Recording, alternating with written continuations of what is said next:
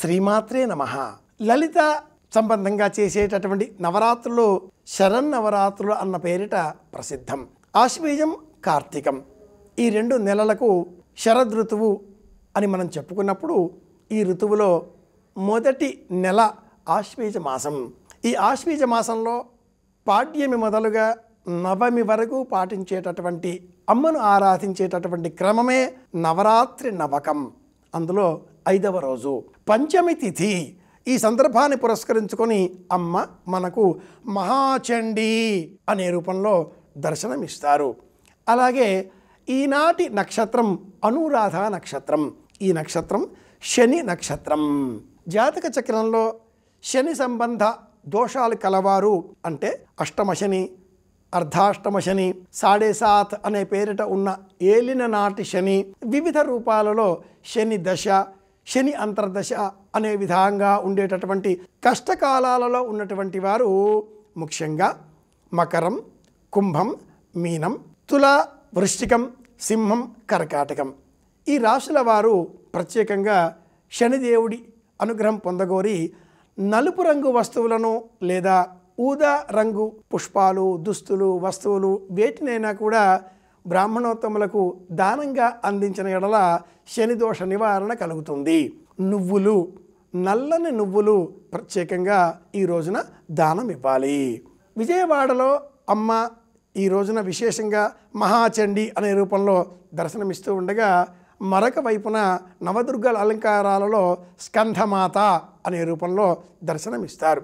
శ్రీశైలంలో జగన్మాత స్కంధమాత అనే రూపంలో పరమేశ్వర సమేతంగా శేషవాహనంపై ప్రదోష సమయంలో విజయం చేస్తూ మనకు దర్శనమివ్వగా మరొక వైపున సప్తశతి రూపంలో సాధకులు నందా అనే రూపంలో అమ్మను ఆరాధన చేస్తారు. కంస సంహారం అనే దృశ్యాన్ని నంద, మహామాయ, యోగమాయ అన్న రూపంలో మనకు జ్ఞాపకం తెచ్చే విధంగా ఈ స్మరణ ఉంటుంది. అమ్మవారికి ప్రీతికరంగా నీలం రంగు చీరలను అమ్మవారికి అలంకరింపజేయాలి. అలాగే మహిళలకు నీలం రంగులో ఉండే చీరలను దానంగా ఇస్తే కూడా అమ్మ అనుగ్రహం సంపూర్ణంగా మనకు లభిస్తుంది. 6వ రోజు అనే క్రమంలో బతుకమ్మకు ఒక రోజు ప్రత్యేకంగా ఉంటుంది. నవరాత్రి నవకంలో 5 రోజులే కానీ బతుకమ్మకు సంబంధించి ఈరోజు 6వ రోజు. బతుకమ్మను 6వ రోజున ఆడకపోవడం, బతుకమ్మ అలిగింది అనే పేరిట అలిగిన బతుకమ్మ అన్న పేరిట ఈ రోజున బతుకమ్మ ఆట ఉండదు, నివేదనలు కూడా ఉండవు. అలాగే నవచక్ర రూపంలో సర్వార్థ సాధక రూపంగా అమ్మను దర్శనం చేసుకుంటారు. కుమారీ పూజ అన్న పేరిట 6 సంవత్సరాల వయస్సు ఉన్న బాలికను కాళిక అనే రూపంలో మనం పూజించాలి.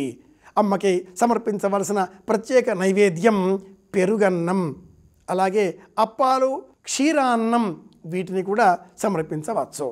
పెరుగన్నం అమ్మకి ప్రీతికరంగా సమర్పించిన ఎడల విఘ్ననాశనం అనేటువంటి ప్రయోజనాన్ని మనం పొందగలుగుతాం.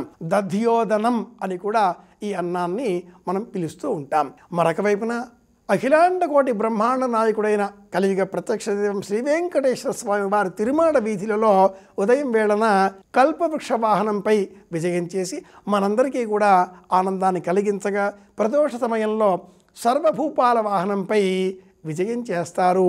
మనకు మోక్షాన్ని, ఆనందాన్ని అనుగ్రహిస్తారు. నవరాత్రి నవకం ఈ క్రమంలో 5వ రోజున అమ్మను ఆరాధన చేసేటటువంటి క్రమంలో మనకు కలిగే సందేహాలలో ఏవైనా కారణాల చేత ఆ పీఠ, వేదిక కదిలింది అనుకున్న ఎడల ఏదైనా దోషమా అనే అనుమానం మన మనసులో కదులుతుంది. ఏ దోషము లేదు, ఈ అనుమానము అక్కరలేదు అనే సంకల్పం చేద్దాం. శ్రీమాత్రే నమః, శ్రీమాత్రే నమః, శ్రీమాత్రే నమః 3 సార్లు ఈ నామం ఉచ్చరిస్తే పూజ నిర్వహించే సమయంలో చేసిన సమస్త దోషాలు తొలగిపోతాయి. అఖండ దీపం వెలిగించేటటువంటి క్రమంలో నువ్వుల నూనె దీపం, నెయ్యి దీపం 2 దీపాలను వెలిగించాలి. ఏదైనా పొరపాటు కారణం చేత గాలి లేదా చెయ్యి తగిలి లేదా మరచిపోయి ఏదైనా దీపం కొండకు చేరితే ఏమీ భయపడే అవసరం లేదు. దీపం మళ్ళీ వెలిగిద్దాం, అమ్మ అనుగ్రహానికి పాత్రలం అవుదాం. మరిన్ని తెలుసుకోవడం కోసం మళ్ళీ రేపు కలుసుకుందాం. శుభమస్తు.